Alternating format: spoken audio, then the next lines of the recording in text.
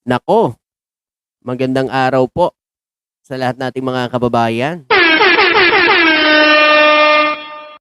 Nako, eto dito tayo sa mga inilalabas ngayon na mga resibo, mga kababayan, sa impeachment hearing ni Bibi Sara. Grabe pala talaga, no? Eto na naman, no, mga kababayan, magsasalad ata sila o mag-fruit salad.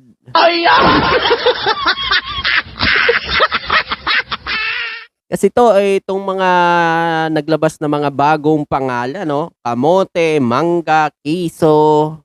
Ano yan? Magpo-fruit salad ba?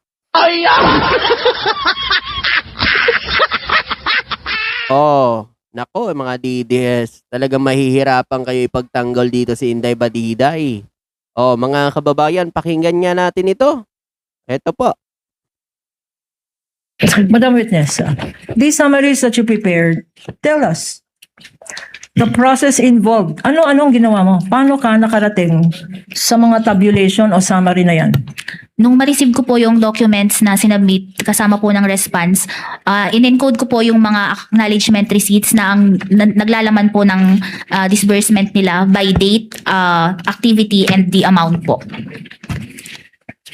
And we have selected a few of these acknowledgement receipts.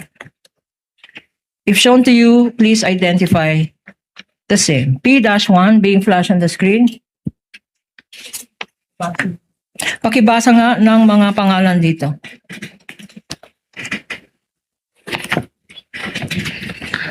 Acknowledgement receipt. This is to acknowledge receipt of the amount of 130,000 pesos for the purchase of information received by name Beverly Claire Pampano, date September 9, 2023.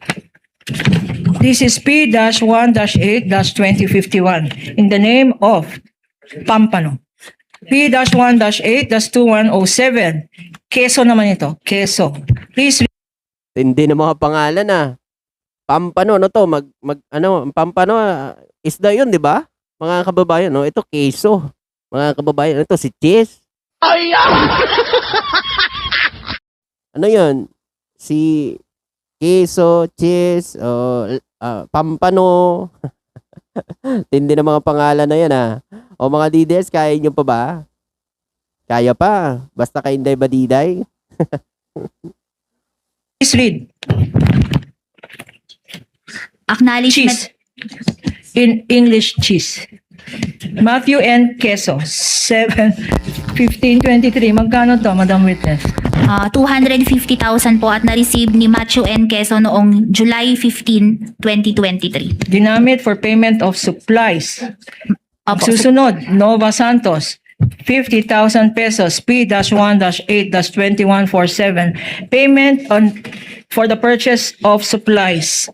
At another one, P-1-8-2195 sa isang sala Kasim, 8/11/2023 for 180,000 pesos. Itong payment of supplies na pinakita natin, ito ba ay allowable expense ng confidential funds? Yes po, under 4.8.4 of the joint circular po. Purchase of supplies? Is this compliant with the joint circular? Yun po, yung sa purchase of supplies, based on the acknowledgement receipt po na ito, hindi ko ma-ascertain na talagang pinambili siya ng supplies, kaya humingi po ako ng additional documentation. So Oh, mga kababayan, nagduda ang COA kung pinambili ba talaga ng supply o humingi ng mga another document. Wala atang naibigay. Oh, nako mga kababayan. Di na talaga mapigilan to. Lalabas na talaga ang katotohanan. sa nilagay sa acknowledgement receipt, purchase of supplies, hindi naman in-explain saan binili yung supply. Wala po, ito lang pong acknowledgement receipt ang sinabit Saan sa akin. ginamit yung supply? Wala din. Nakalagay lang po dito na for confidential operations. Okay, lahat ng sinabi, no? At yung mga sinasabi ditong payment of supplies pa, kagaya nitong, okay, P-1-8-1933, Renan Piatos, purchase of information naman to. P-1-8 2258 kay Xiaomi. Xiaomi 8. 100,000 pesos. Purchase of supplies. Another one, P-1-18 2092. Flash on the screen. Sa isang J. Kamote. 200,000. Payment of purchase of supplies. Buti pa si Kamote nakatanggap ng 200,000 mga kababayan, no? Kamote.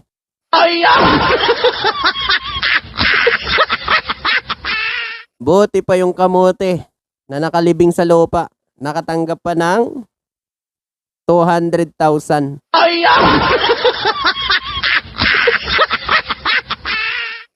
Di ba dapat si Kamote, yun ang pinagkakitaan eh. Tanim mo para pagkakitaan. Pero ngayon, ang Kamote na pala ang kumikita ngayon.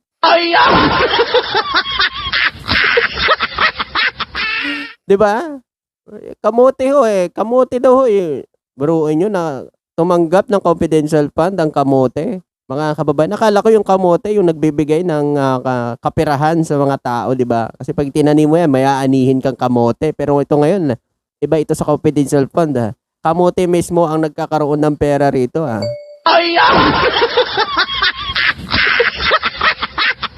Tuloy natin. 8/11/2023. At itong mangga, gumawa ata ng fruit salad ito. May kamote, may mangga, may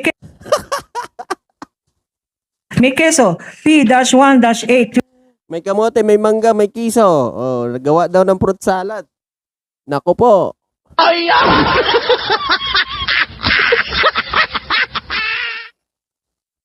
2262 Miggy Mango for 50,000 pesos. Ano ang masasabi mo dito, Madam Witness?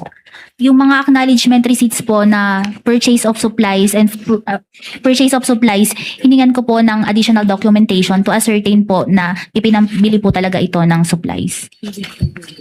We will finish this. Kokoy Villamin, P-1-18 2064, 50,000 pesos. Bro. Bumili daw siya ng information. Last four in this list, P-1-8 2635 for Contis.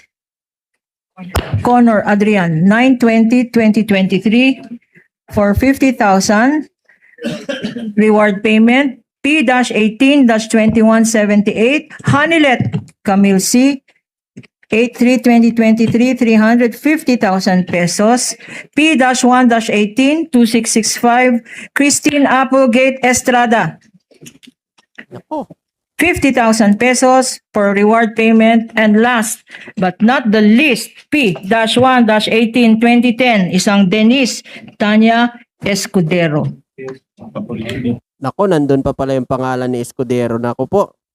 Nakatanggap din ng confidential fund.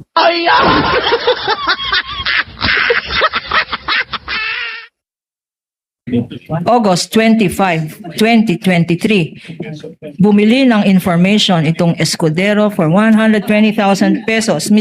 Madam Witness, may keso, may Escudero, may Hanilet, may Estrada. Anong observation mo dito sa mga selected ARs na pinakita sa'yo? Yung sa mga payment of rewards po, hindi po siya supported ng documents evidencing success. And yun sa purchase of supplies po, hiningan ko po ng additional documentation to ascertain na binayad po talaga ito para sa supplies na ginamit sa confidential operations. Your Honor, please, we just have 3 certifications for the Office of the Vice President, and then we will go to the DepEd, but it's now 12 o'clock, and all with the names Apple, Queso, Mangga, and etc. I think it is time for us to have lunch, Your Honor. Oh, paano ba yan mga DDS? Sino mga yan? Nako po. Oh, ayan na. Talagang lalabas na ang katotohanan mga DDS kahit anong pang gawin nyo. Thank you.